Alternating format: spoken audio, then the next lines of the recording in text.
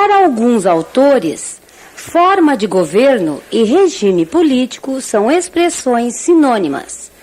A cédula eleitoral do plebiscito de 21 de abril de 1993 divide a votação em dois campos distintos. O eleitor escolherá a forma de sistema de governo entre as opções de monarquia e república e elegerá também o sistema de governo, podendo optar pelo parlamentarismo ou presidencialismo.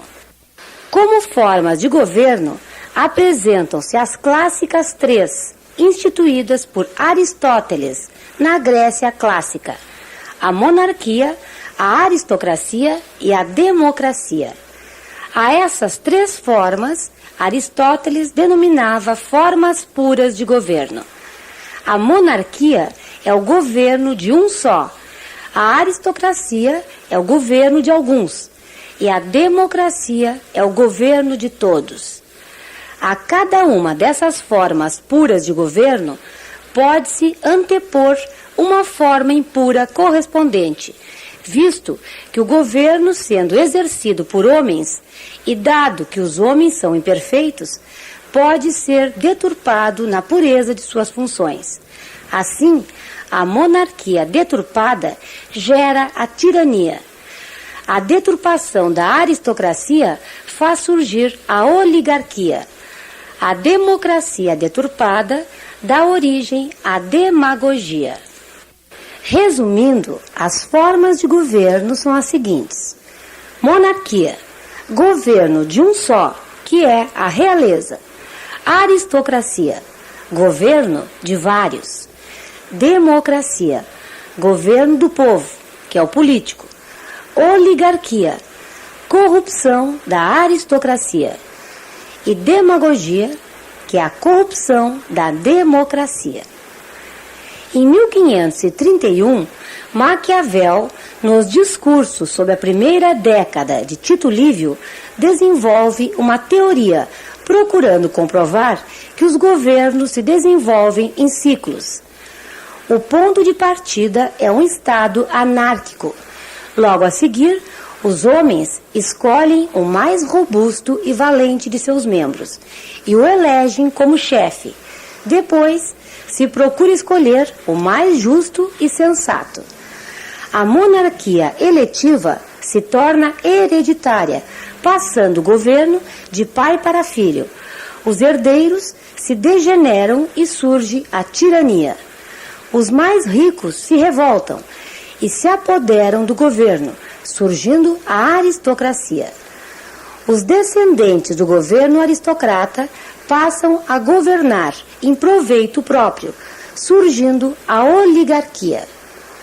O povo resolve tomar o poder e surge o governo popular ou democracia, que devido a um processo de degeneração redunda em demagogia. Hoje, só se conhece as formas de monarquia e república. Monarquia é uma forma de governo adotada há vários séculos. Depois, ela foi abandonada, ressurgindo no Estado moderno. Surge ela da necessidade de um Estado forte. Inicialmente, ela ressurge como monarquia absoluta, sendo a vontade do rei a lei maior do Estado. Depois, surge a monarquia constitucional, limitando os poderes do rei. E, por último, a monarquia parlamentarista, retirando-se o governo do monarca. São, pois, três os tipos de monarquia. Monarquia absoluta, na qual o rei é considerado um representante de Deus, ou ainda proprietário do Estado. Monarquia constitucional, sendo o rei chefe de governo. E monarquia constitucional parlamentarista, sendo o rei um órgão de Estado, exercendo um poder moderador e, ao mesmo tempo, a chefia do Estado. Nesse caso, ele não é chefe de governo, sendo o chefe do governo o primeiro-ministro. A monarquia possui as seguintes características. Primeiro, vitalicidade. O monarca governa enquanto viver e tiver saúde para governar. Segundo, hereditariedade. A escolha do monarca se faz pela simples verificação da linha de sucessão. Houve exceção na época que o monarca era escolhido pelos príncipes. Terceiro, irresponsabilidade. O monarca não tem responsabilidade política. República. A república é a forma de governo que se opõe à monarquia. Na Roma antiga já se falava em república, res publica. Porém, não tinha o significado atual, pois república seria o próprio Estado e não uma forma de governo. Com Maquiavel é que aparece o termo república, em oposição à monarquia. Dois foram os motivos da luta a favor da república: oposição à monarquia absoluta e a afirmação da soberania popular. Já no século XVIII, muitos líderes pregavam o fim da monarquia. Jefferson foi o exemplo mais expressivo de combate à monarquia. Escrevendo para George Washington, disse que na Europa não havia uma única cabeça coroada com condições de ser um simples conselheiro de qualquer paróquia americana. A República foi implantada nas colônias americanas, que se separaram da Inglaterra, e serviu de modelo a quase todos os países do mundo, como nova forma de governo. A independência das colônias, a nova ordem econômica e as duas guerras mundiais terminaram com as antigas monarquias e trouxe a predominância da República. Características da República: temporariedade do cargo de chefe de Estado, eletividade do chefe de Estado, responsabilidade política do chefe de Estado. Pelo parlamentarismo, o gabinete é escolhido de duas maneiras. O parlamento escolhe os ministros e o presidente escolhe o primeiro-ministro. O presidente também pode ser escolhido de duas maneiras: pela eleição direta ou indireta do povo, por eleição pelo parlamento. O gabinete é dissolvido de duas maneiras: pelo presidente e pelo parlamento.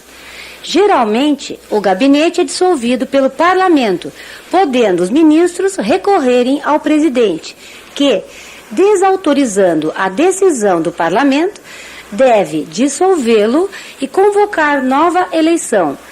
Em alguns casos, pode-se estabelecer que, diante de uma discórdia entre o parlamento e o gabinete, o povo pode decidir a quem empresta seu apoio, por via de eleição. No parlamentarismo, o presidente é o chefe da nação e o primeiro-ministro, chanceler, ou chefe do Conselho de Ministros, e o chefe de governo. As leis não são escolhidas pelo presidente, que, no entanto, deve assiná-las. Regimes ou sistemas de governo: presidencialismo e parlamentarismo.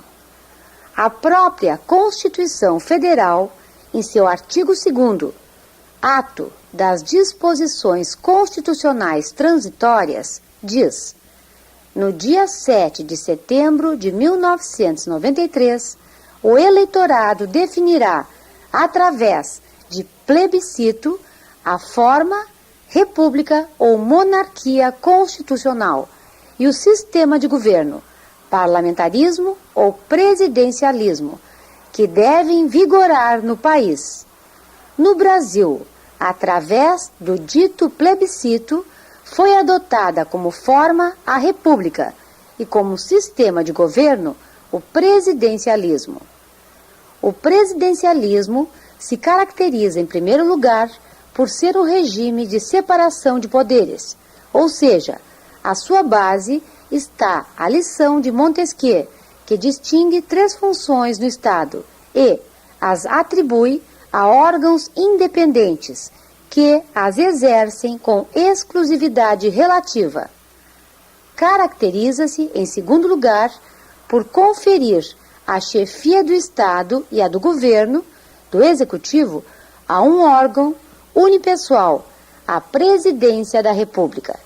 De fato, os chefes dos grandes departamentos da administração são meros auxiliares do presidente, que escolhe segundo bem entender e os demite quando quiser. Por fim, em terceiro lugar, a independência recíproca do Executivo e do Legislativo é rigorosamente assegurada. Nem a reunião do Legislativo pressupõe necessariamente convocação do chefe de Estado, como sucedia nas monarquias. Nem pode ele pôr fim, por qualquer razão, ao mandato dos parlamentares, dissolvendo a Câmara e convocando novas eleições. Não pode a Câmara destituir o presidente que não contar com sua confiança, só podendo fazer com sanção de um crime. Nem, em regra, é a Câmara que o elege. Ao contrário do presidencialismo, que é uma criação racional, o parlamentarismo é fruto de longa evolução histórica,